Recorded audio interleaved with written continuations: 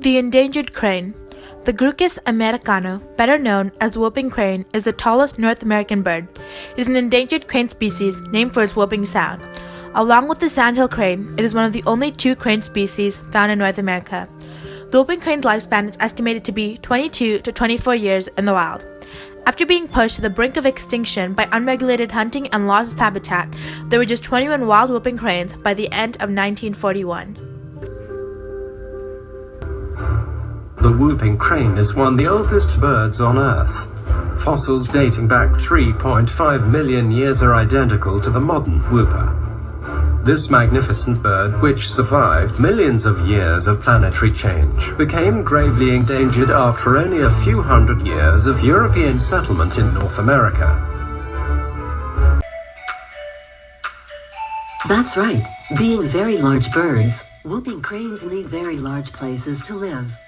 As humans settled in the North American prairies, they drained marshes for crops and pastures, and in doing so destroyed the whooper's home. Unfortunately, by 1941, there were only 21 whooping cranes left on Earth. Of these, 6 died in a Louisiana hurricane, leaving 15 whoopers struggling to preserve the species. Man, that sucks. But luckily, due to places like the breeding area in Wood Buffalo National Park, the population had grown to 75 birds in 1979 and up to 155 in 1995. How did the whooping crane survive?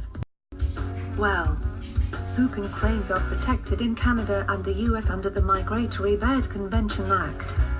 The breeding area in Wood Buffalo National Park is protected, and part of the wintering land in Texas has been a wildlife refuge since 1937. And did you know that there have been several cross-fostering experiments where whooper eggs are placed with other crane flocks? In an attempt to increase the population, whooping crane eggs were put into the nests of sandhill cranes in Gray's Lake National Wildlife Refuge in Idaho, and the sandhill cranes raised the young whoopers as their own.